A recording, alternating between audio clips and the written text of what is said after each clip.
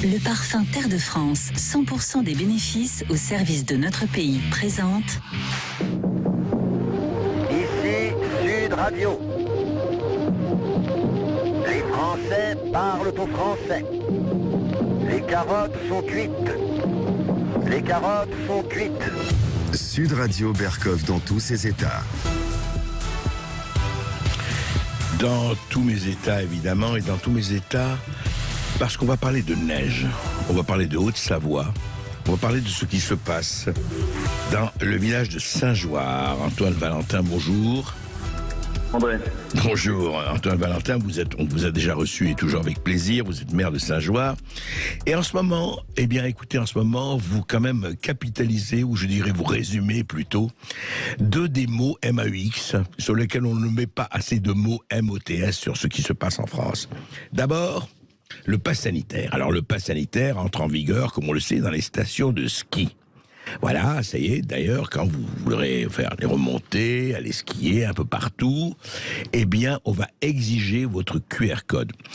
Mais je pensais que dans les hautes montagnes, au ski, on était en plein air, et que jusqu'à présent, d'ailleurs depuis 2 ans, on nous a dit qu'en plein air, le risque était extrêmement minime, sinon inexistant, qu'il fallait pas mettre de masque, etc. Et voilà qu'il faut avoir le QR code.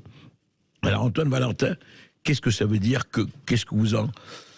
quelle est votre réaction, puisque je rappelle aussi que vous avez des stations de ski et plusieurs stations de ski à Saint-Joire.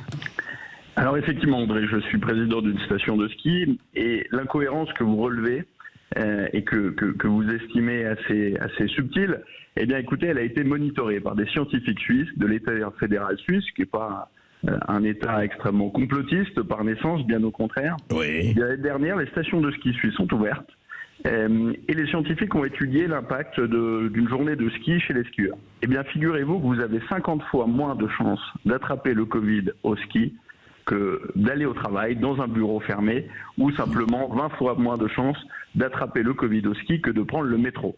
Et sous réserve, bien sûr, de respecter les règles sanitaires en vigueur, mais ce qu'on fera et ce qu'on a toujours fait.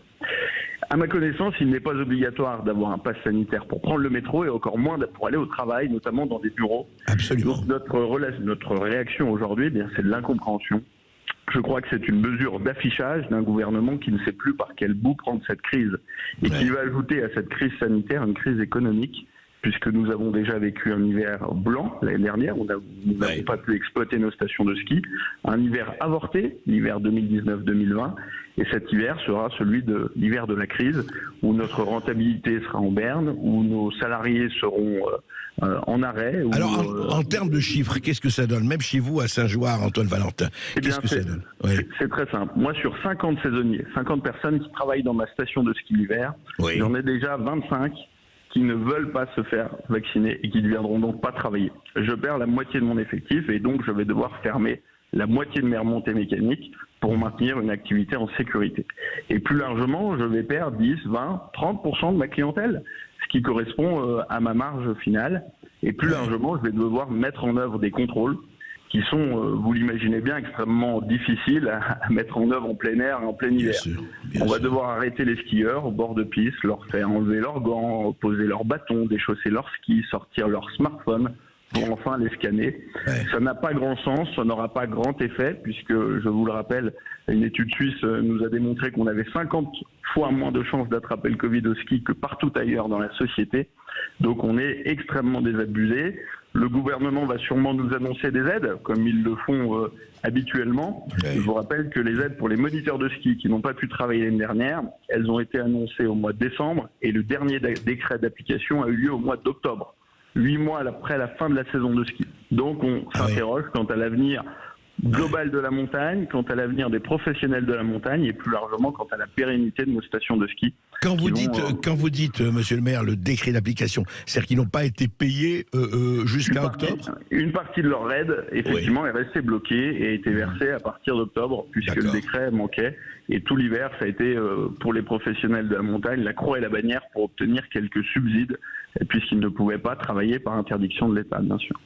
Mais alors, qu'est-ce qu'ils veulent? Ils veulent que les stations de ski s'arrêtent. Enfin, on ne comprend pas très bien, effectivement. Vous parlez de cette étude scientifique suisse, mais il y a eu d'autres études, effectivement, d'ailleurs dans le monde, pas seulement en Europe, qui ont montré que, effectivement, en plein air et surtout dans les montagnes, encore une fois, on l'a dit, ce n'est pas du tout la même circulation. Et comme vous le rappelez à juste titre, on n'exige ni dans le métro, ni dans les trains. Le QR Pass n'est exigé. Donc, et ne parlons pas des aéroports. Moi, je suis allé récemment, je suis rentré à Roissy, on ne m'a rien demandé, je vous donne mon expérience personnelle, on ne m'a rien demandé du tout. Mais enfin, voilà. Mais c'est l'histoire de notre pays, la géométrie variable. Vous savez, il y a quelques mois, j'étais au Congrès des maires de Haute-Savoie. Notre Premier ministre est venu nous rendre visite avec le secrétaire d'État au tourisme, le secrétaire d'État à la ruralité. Et en pleine reprise de la pandémie, eh bien, le Premier ministre et les deux ministres ont passé 3 heures à faire des selfies avec la moitié du département de la Haute-Savoie, bras dessus, bras dessous, sans masque, bien évidemment. Alors, ce pass sanitaire au ski est à l'image du reste de notre politique. C'est assez incongru, c'est de l'affichage, mais c'est un affichage qui aura un impact terrible pour notre territoire. C'est clair. Alors, autre incongruité monumentale, mais celle-là encore au moins aussi grave. Vous avez parlé justement avec mon collaborateur Augustin Morio d'une usine familiale qui existait depuis 1946, qui a été chez vous, enfin à Saint-Joire, qui a été lâchée par les propriétaires américains qui ont licencié la quarantaine d'employés pour délocaliser en Pologne. Racontez-nous de quoi il s'agit, de quelle usine il s'agit. Alors cette histoire, c'est pas que l'histoire de ma petite usine, c'est l'histoire de l'industrie en France. Ouais. C'est une entreprise familiale qui est créée en 1946 après-guerre. Elle passe toutes les crises. Les années 80, 2012, excusez-moi, qui est dédié à quoi? Qui s'occupe de... Qui fait des colorants dans l'industrie plastique. D'accord. Donc elle fait de la chimie. D'accord. C'est une entreprise de pointe, avec des salariés qui sont des vrais bosseurs, des gens qualifiés qui n'ont pas peur de travailler la nuit et le week-end. Une entreprise qui a un savoir-faire, des brevets, une vraie technologie, des carnets de commandes pleins. Mais comme toutes les entreprises familiales en France, elle ne peut perdurer, elle n'arrive pas à être transmise et elle finit par tomber dans le giron de groupes internationaux. Ouais. Jusqu'à, il y a quelques mois, tomber dans le giron du groupe Avient, qui est une multinationale américaine dont le siège social en Europe est domicilié dans une boîte postale au Luxembourg, histoire de faire un peu de dumping fiscal au passage. Oui, optimisation. Et pardonnez cet anglicisme. Et donc après l'optimisation fiscale, cette entreprise américaine a décidé de faire de l'optimisation sociale, en fermant tout simplement ce site, en licenciant l'ensemble des salariés le 23 décembre, la veille de Noël, et en délocalisant l'ensemble de la production en Pologne, à 1800 km. Et c'est révélateur parce que, dans un premier temps, on a jeté des gens à la porte comme des malpropres et des gens qui sont des bosseurs, des gens bien. Ouais. On a délocalisé à 1800 km une production qui trouvait ses principaux clients dans un rayon de 100 km de l'usine. Donc on va mettre des camions sur les routes. À l'heure où on parle d'écologie et on embête les Français pour leur voiture diesel, ça a un sens. Et puis plus largement, ma commune, il y a 30 ans, avait une grosse usine, le groupe Péchinet, qui a fermé exactement de la même façon et qui a laissé 350 salariés sur le carreau, une friche industrielle, des pollutions dans nos sols, etc.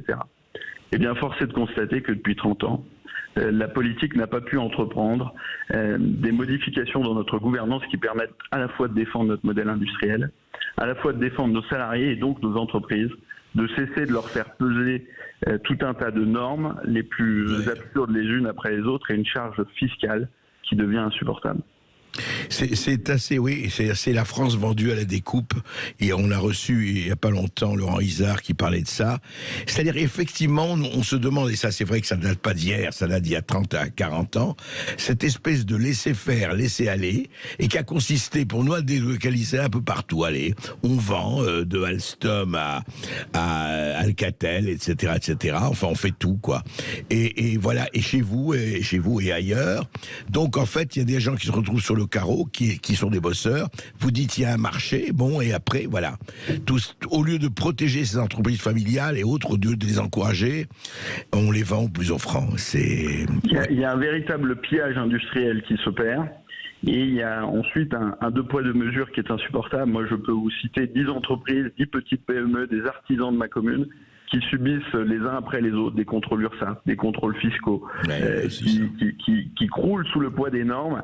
Et dans le même moment, on constate qu'une multinationale se conduit de façon purement insupportable, purement vorace, dans une impunité presque relative, puisqu'elle a un service financier pléthorique, un service juridique qui l'est encore plus, et des moyens qui ne sont pas ceux de nos petites sociétés, et c'est insupportable. Et juste une question, que peuvent faire les maires à ce niveau ? Eh bien, commencez par en parler, comme je le fais à votre antenne. Et puis ensuite, être aux côtés bien des salariés pour les aider à se défendre, et c'est ce que je fais tous les jours. Et j'ai saisi les cabinets des ministres concernés, avec Cyril Pellevat, qui est un sénateur, et j'irai jusqu'au bout. S'il faut passer par une grève de la faim, s'il faut passer par un blocage, en tant qu'élu et en tant que maire de Saint-Geoires, je vais défendre mes salariés, je vais défendre mon économie, mon patrimoine industriel jusqu'au bout. Et tant pis si nos élus nationaux ne le font pas, mais nous, élus locaux, on va se mobiliser, on va se battre, parce que je crois que l'avenir de la France passera par une réindustrialisation et un maintien de nos entreprises sur nos territoires. C'est clair, et vous êtes parmi les derniers résistants, ou les premiers résistants, en tout cas on peut espérer cela. Merci Antoine Valentin.